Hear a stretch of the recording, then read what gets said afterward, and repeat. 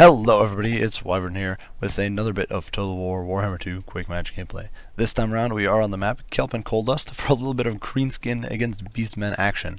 And the armies are both very big this time around, almost 1,000 troops for my opponent, over 1,000 for me, and that means that things are definitely going to be a protracted slugfest of epic proportions.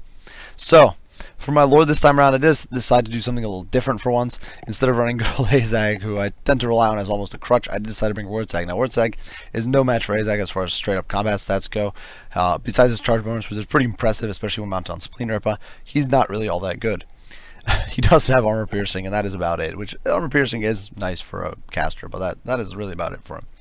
Otherwise, though, he does have a little niche with his physical resistance. He has a 36% physical resist with the help of Warpaint of Wartsag, which means that against factions that don't have too much magic damage, like the Beastmen, he can be incredibly tanky. He also does have the lore of the Big Wa, which means he really has a lot of hard-hitting, very expensive spells, such as the Fist of Gork, Here We Go, and Foot of Gork, which is famous for being able to annihilate entire high-end units in single castings, really. I also did bring the Bone Staff as well as the Squiggly Beast, which will improve my power recharge rate as well as give me a little fancy little ability when I'm casting. Of course, Wartsag does have the Power of the Wa, which when he's casting it increases power recharge rate, but he also does have the Bonewood Staff, which when he's casting improves the melee attack of all of his allies everywhere on the map, which is pretty crazy. I really like this ability. It's pretty cool, I think. Also, I did get back here on him. It is a fairly cheap and efficient sort of ability just to help rally your Orcs when they're falling apart.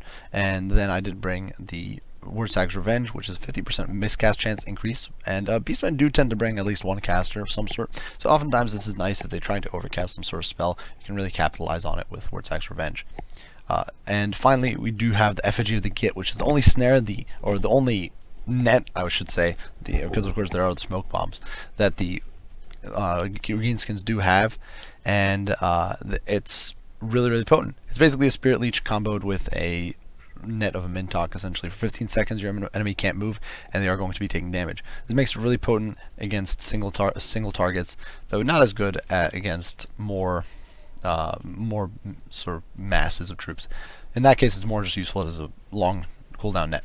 For my front line, I'd bring a whole bunch of Savage Orcs, who are, of course, a decent melee combatant. They're very powerful. They're very effective for how cheap they are. They have 30 or 25% physical resistance, decent weapon strength, which allows them to chop through even heavily armored troops. They'll do okay against. And with Frenzy, they're actually immune to psychology for a little bit.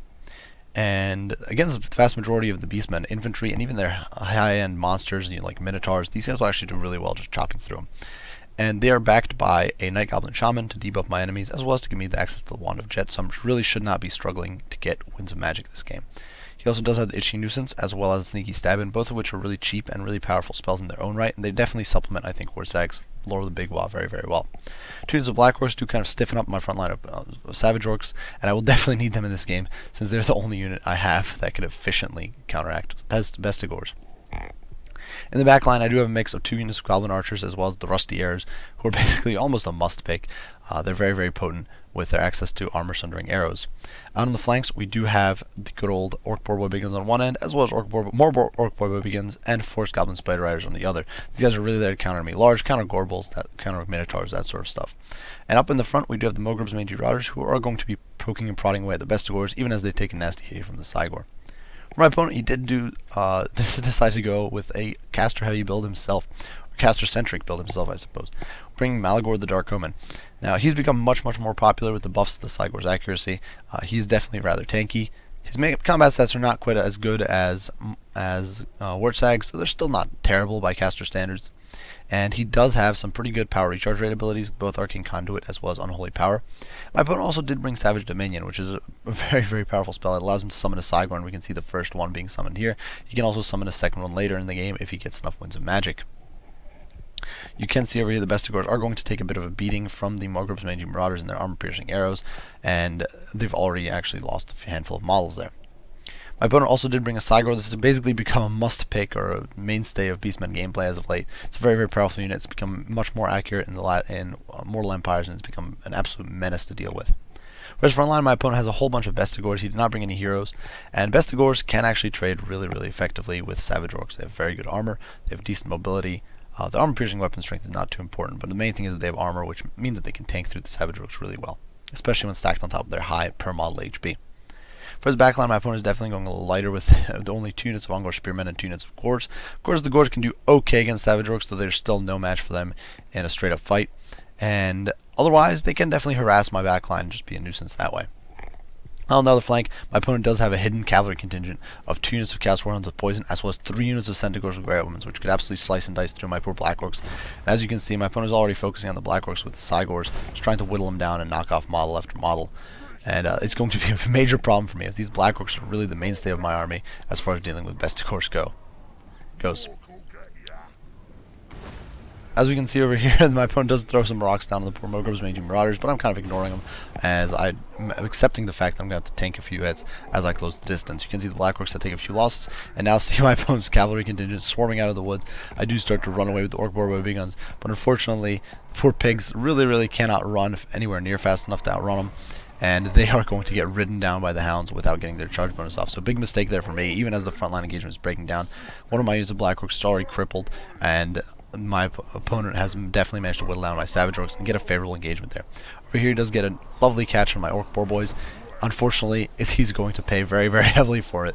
As his Bestigors do swarm in on my Orc Boar Boy big guns, I do summon a Foot of Gork and nuke him down instantly. You can see the HP pool is just absolutely tanked. I do also drop a effigy at the Git to force him to stay in place, even with my cavalry sweeping around the flank and trying to get on top of this cavalry contingent here and really wipe him off the field. Chaos Warhounds of Poison are completely routed. Wardsag does dive in, and my archers do shift their fire, breaking and I do believe shattering several of these units. You can see these Centaurs are shattering, and that is an absolute disaster for my opponents, losing all those high-end units there. Up in the front, I do drop an Itchy Nuisance, which is debuffing my opponent's troops a little bit. You can see these Savage Orcs that I did pull back are actually going to come back and help stall these Bestigors and prevent them from really running out of hand. In the meantime, though, my opponent's Ungor herd is doing a very good job of stalling out my Black Orcs, and it really is up to my archers to kind of shut down these Bestigors, who are just breaching the front line very easily. Over here, though, my opponent's cavalry has been routed off. This is a rather small map, so that the chances of recovery are rather small. You can see these Savage Orcs are getting destroyed by the Cygor, shot after shot, just going in and being absolutely devastating. But I do still have this unit of Orc Boar with big guns, who's going to dive in on these poor Bestigors tied down by Wardsag and go down very heavily. You can see Wardsag is up to over 100 kills, despite not being that good of a combat lord. His spells are definitely doing some major work, and these Bestigors are going to be broken by the sheer weight of numbers and damage coming in at them. In the meantime, my opponent has snuck a Gore Herd around. This one Gore Herd over here has gotten tied down by a whole bunch of Savage Orcs. My opponent actually chooses to ignore the Goblin Archers and goes after the Savage Orcs, trying to get them off the field. This is actually very fortunate for me, because it does allow my Savage Orcs to buy me some time. It allows my Goblin Archers to turn around and start firing into the back of these Gore Herds. And I do start casting another Itchy Nuisance just to buy me some time. This unit of Hero Black Orcs up here in the meantime is just buying me an absolute era of time as they chop through Ungor Spears and hew their way through Bestigors and all these other big nasties that the Beastmen have on the field. My opponent has now summoned an additional Cygor, and they are kind of pestering me and peppering away at all of my troops.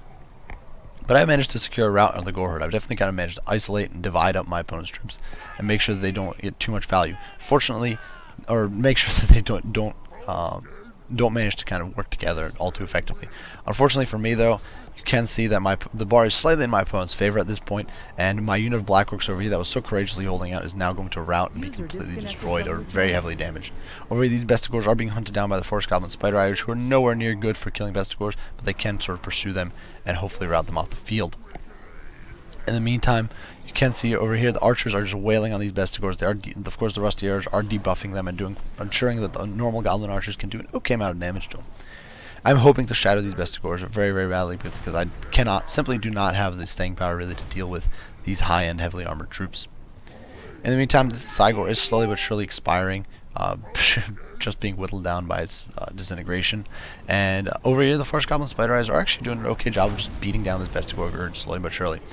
Over here, the Gore Herd has recovered, even as the other Gore Herd has been shattered for good and is being pursued over here by some Savage Orcs.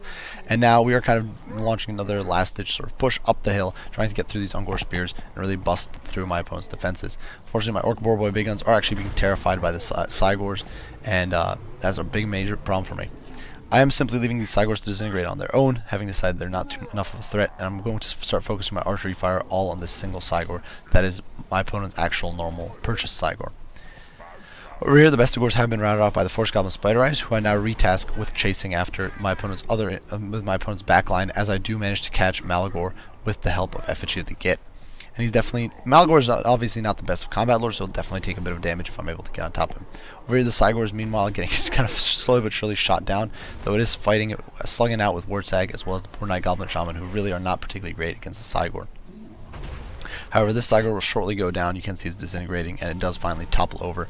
And this other Cygor is also starting to definitely totter on the lower end of HP. And with the Spider Riders as well as Wartsag surrounding Malagor over here, he is definitely in deep trouble.